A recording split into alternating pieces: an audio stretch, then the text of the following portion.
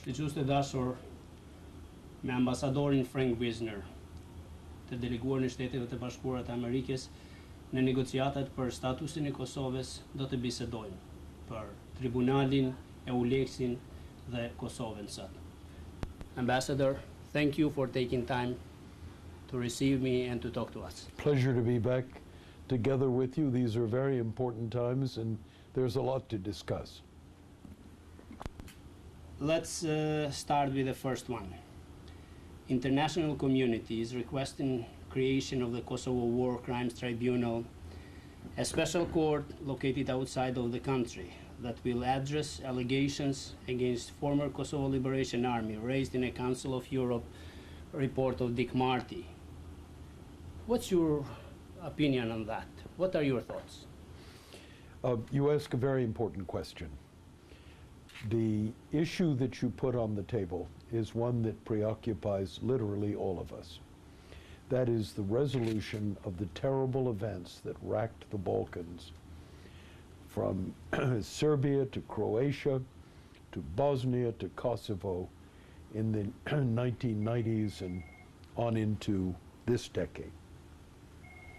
Now, the international community and the nations of the Balkans have tried to find ways to come to terms with this, to find out what happened, to assign guilt where blame needed to be assigned, to bring peace by solving charges and allegations of wrongdoing. Been raised by the Swiss parliamentarian Dick Marty regarding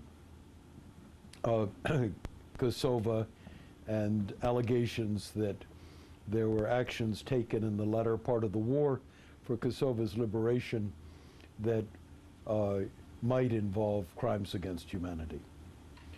The international community and the government of Kosovo agreed that a special, impartial, international inquiry would take place, and a prosecutor of the highest quality, Clint Williamson, was selected to do this job.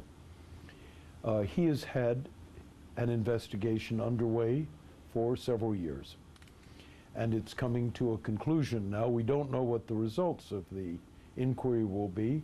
We don't know if the indictments will take place, for what crimes, how many people will be involved, but we know that there is going to be some difficulty. Some people are going to be indicted for some crimes. Now, those crimes then have to be judged in a court of law. And the question is, where should that court of law meet? Under what rules should it proceed so that this issue is addressed and put aside and put to rest, and the country and the rest of the region can move on?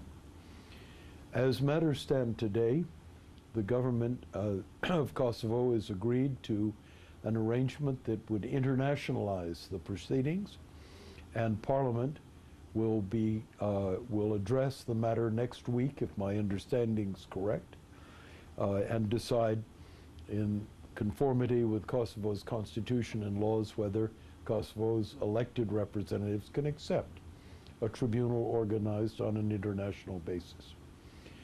My own view is, as reluctant as I am to see all of this matter coming to the fore right now, I realize that one day it was going to come to the fore. It has to be dealt with. There's no sweeping of the questions of accusations of wrongdoing, crimes against humanity. It can't be swept under the rug. So, as uneasy as I am with the fact and the implications and the problems, I think it does have to be addressed.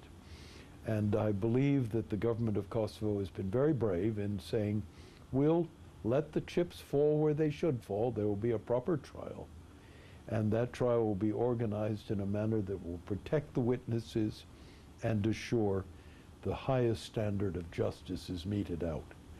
I admire the government for taking that position. It's not an easy decision, but it's the right one. Isn't that slightly ironic, having in mind that Kosovo was attacked and Kosovars did not attack anyone, and nobody In neither of the countries these tribunals were formed. There was extensive court hearings in The Hague that involved Serbs and Croatians for crimes alleged or committed during the course of the liberation wars or the struggles for the resolution of the crises. There has not been one for Kosovo. My own view is that however you look at these struggles, however you look at the violence that was committed, it was not committed only by one side. No violence is ever committed by one side. And where crimes of humanity have been undertaken, it is the general and established will of the international community, including the nations of the Balkans, that such crimes need to be properly judged and guilt assigned if there is guilt, or exoneration where that is the case. In a number of cases, Kosovars who have been tried in international tribunals for accusations of crimes have been tried and been found guiltless. And that's the way this proceeding should take place as well. Mr. Williamson has done a very thorough investigation. He is a talented law officer of the law. And so we have to assume that in good faith he will lay out a case. We don't know what that case is going to be yet. But once it's laid out, then it must be judged. Can't leave it unjudged. A proper judicial proceeding is required. And that is in the interests of all nations in the area, Kosovo included. An EU mission, ULEX, in Kosovo. Right. That is being there since 2008. Right. And their mandate will be extended for another 2 years. From your point of view, did this mission justify itself? Did they do what they're supposed to do? As I understand it, the ULEX mission has done much of what it was supposed to do. Its job was to work with Kosovar institutions to get them established, to get judges trained, proper legal procedures established, and begin to introduce modern legal practices and trial procedures into Kosovar law. And I think as a general matter, ULEX has done its job in that manner, and other aspects, its police training functions and others have also taken place. Has it had perfect results? No human institution comes up with perfect results.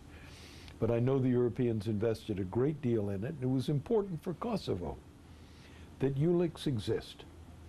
Because if you recall, and I certainly recall at the time of independence, if there was a conclusion of concern in Europe in particular, to a degree in this country, of the commitment of this new nation to law and order. That there was a history of violations of law and smuggling and various trafficking and misdeeds. Kosovo, by accepting that ULEX mission, said to the world, we'll do whatever it takes to emerge a modern society ruled by the rule of law.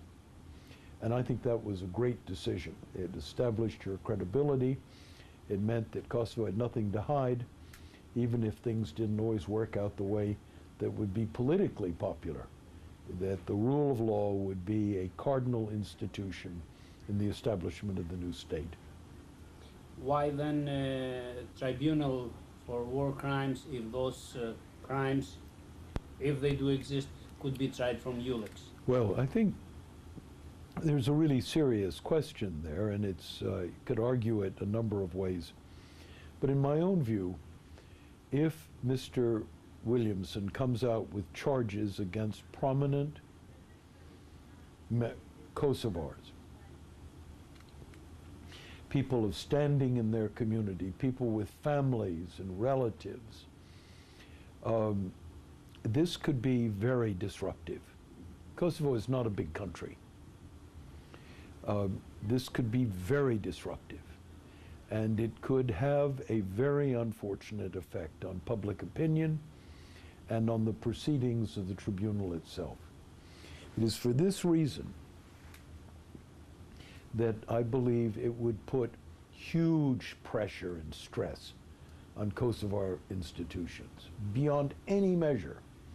Any normal criminal case of financial misdeeds, of violence, can all be handled in your courts. They're up to it. But this is going to be, if it comes out that prominent figures in the society have been named, it's going to be very hard to judge them at home in a situation in which the witnesses could be protected and the trial proceedings organized in an orderly manner. It is in Kosovo's interest today to take whatever charges Williamson puts on the table, address them, deal with them, and move on, and not let them hang around and cause disagreement and violence. Let the people be judged. If cases can be made, let the law be carried out. If they can't, let it be over. And then we move beyond decisively the war period and the charges and counter-charges surrounding it. The cases will have been judged and dealt with in a manner that will not disrupt the core stability of the new nation. It is voices, we both heard them, that Kosovo War Crimes Tribunal is a result of the Kosovo leader's stubborn request to end the ULEX mission this summer. I don't believe that. I frankly don't believe that. I believe that the tribunal exists for its own very good reasons, the need for a tribunal. It goes back to the original charges and the investigation by a serious legal officer, Mr. Williamson. And that produced the requirement for a tribunal that could judge those charges. Remember, under the law systems that I'm associated with, this country and others, you're innocent until proven guilty. Just because you're charged does not mean you're guilty. You need a quiet, calm, and deliberative judicial setting so that you can go in and defend yourself under rules of evidence and procedure and then be acquitted if you're not guilty of a crime. And then that's over. And you can't be tried a second time. And you can't be tried in the press, and you can't be whispered by your neighbors and fingers pointed. You will have been judged by legal tribunals. And it's in everybody's interest this be done and over with. Finished. Kosovo is independent now for 6 years Indeed. and has its own institutions. Absolutely. Do you think, Ambassador, that those Kosovo institutions, those institutions did and are doing their job right? Are they doing their homework? We spoke many times about the homework and... Sure. Well, there's about to be an election, and that election is going to decide whether the people of Kosovo think their leaders are doing a good job. They will re-elect members of parliament, and then the leading party will take over and organize the politics on the way to the next government. So I'm not going to stand in judgment when the Kosovar voter is the one whose opinion really matters. It isn't easy to set up a new state. It isn't easy to set up a new state in the conditions from which Kosovar emerged into independence after a very violent liberation war, a period of being the ward of the international community. These are tough, very tough times. But governments are held accountable for what they deliver for their citizens, not because of what happened yesterday. And that's the decision Kosovars are going to make. So I think Kosovo has come a long ways, but let's see what the voters think. We are witnessing the crisis in Ukraine, Crimea and all that. How does that reflect on Kosovo? I don't agree with the assertion that there are one set of standards for judging Kosovo and another set of standards to judge the Russian takeover of Crimea. This is simply a complete fabrication. In Kosovo, the crisis resulted from the gross imposition of force against the people of Kosovo by the government of Serbia. Force that led to the loss of thousands of lives, the destruction of massive amounts of property, the expulsion of tens and hundreds of thousands of people from their homes, driven across borders. Nothing like that happened in Crimea. In fact, to the very best of all of our knowledge, Crimea was completely peaceful. And if there were disagreements, takeovers of municipal and other public institutions in Crimea, it was done by agents who were out to provoke trouble, not by Ukrainians punishing Russians. It's not true what the Russians have charged, and to drag Kosovo's good name into it and say that Crimea is Kosovo and Kosovo is Crimea, and use Kosovo to justify the Russian seizure of Crimea and the whatever it was, referendum they set up, there's no parallel. It is an impression that EU and US are putting Kosovo in a back burner, having in mind all this that's happening all around them.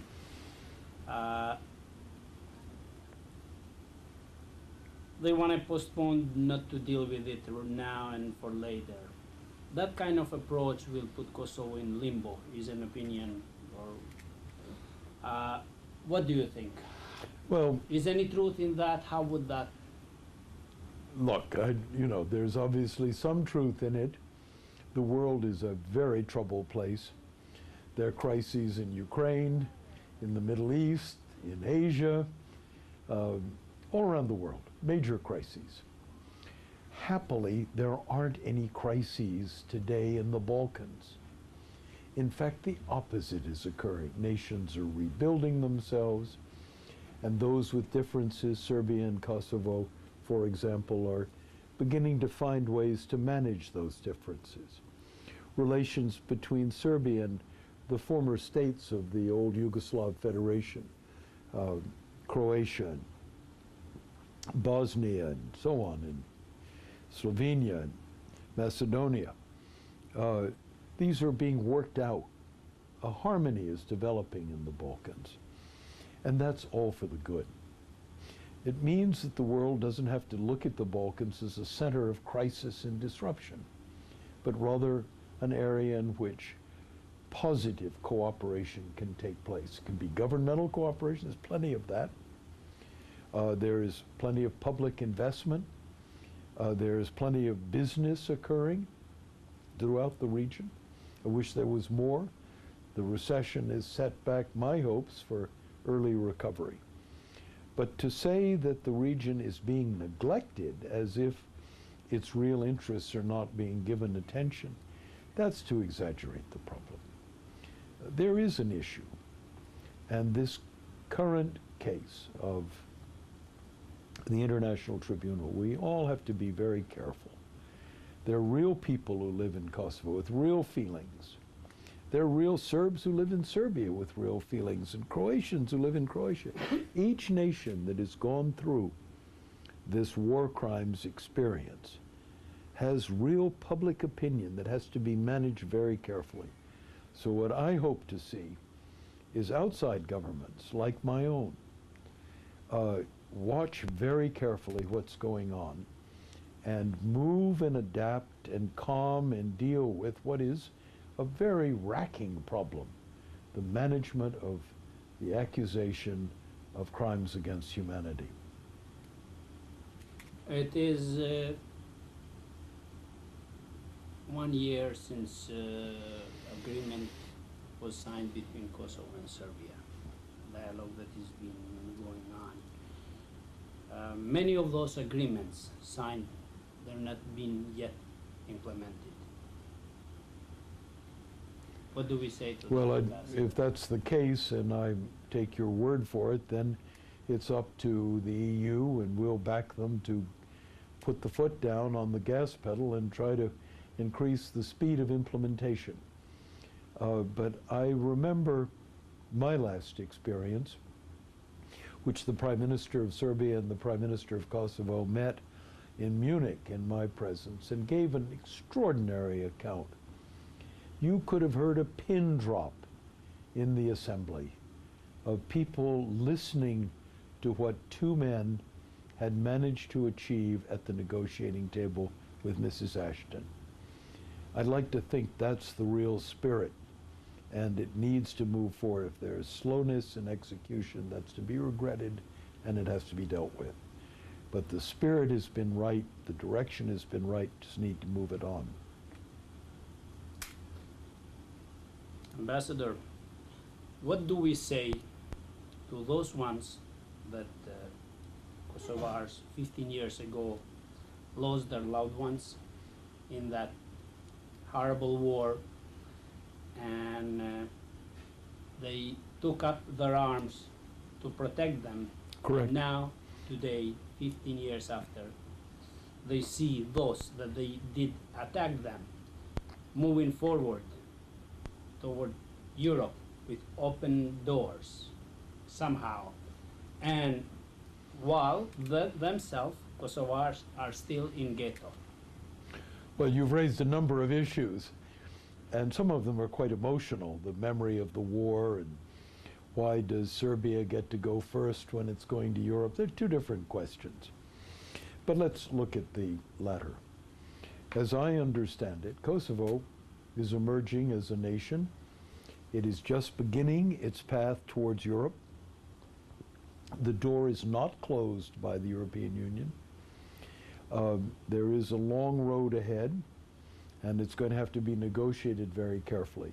Serbia was a previously organized national state with a legitimate bid on European entry. What the Europeans did was, which was very good, they said to the Serbs, you don't get to join Europe if you don't have peace in your neighborhood. And that guidance produced Lady Ashton's undertaking to find a resolution of some of the differences between Kosovo and Serbia. Without the bait of the EU's membership, I'm not sure the issues would have been addressed so quickly. So let's look at the EU membership as a positive factor. It's brought Serbia to the negotiating table, which I remember the Serbs saying they'd never accept many of the principles that have been accepted now. So rather than decry the fact that Serbia is ahead of you in the time, in the calendar on the way to Europe, you'll get on that road, do what you got to do to get there, and you'll be a member of the European community in due course. But there's a lot of work to be done. Thank you, Ambassador. The last that it is pretty hot these days, exactly today in the media. Our friend, former Ambassador Chris Dell, who was President Obama's representative in Kosovo, is being hired from Bechtel, the company that built that famous road that is connecting Designed Albania. it. Yes. Designed and oversaw the contract. Yes. The building was done by a Turkish firm. Yes.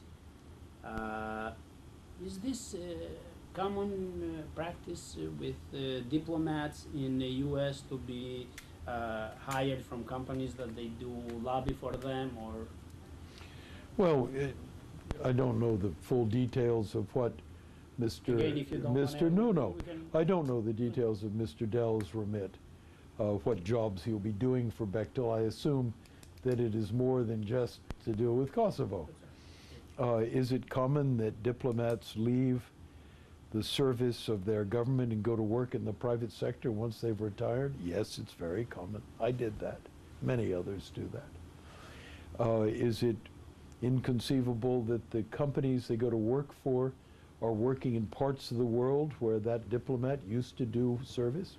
No, it's not impossible, nor wrong. There are very strict rules covering what a diplomat can do. He can't go back and sell products to his own government, for example. But to work for a private company, there's no rule against that. Is there any rule against an ambassador backing his national company in a bid for a road project? Of course there's no rule against it. We expect our ambassadors to go out and defend our companies if they have legitimate products, and to be able to foster their contracts and their ability to compete, make sure they're not being unfairly dealt with. We expect our ambassadors to do that. So if the accusation is that Christopher Dell backed the Bechtel-Enka contract, the answer to that is yes, he did. And that was a good thing. Is the accusation that he is now working for Bechtel on a broad range of subjects? I assume that's true, and that's a good thing too. Christel was a very able diplomat. I'm sorry he's no longer working for the United States government, but I'm pleased that he is working with a great company like Bechtel, and I find nothing strange or unusual in his appointment to the Bechtel company. Thank you, Ambassador. Thank you very much for your time, and look forward to seeing you again. And are we going to visit Kosovo soon? I hope so. I look forward to that. Thank you, sir.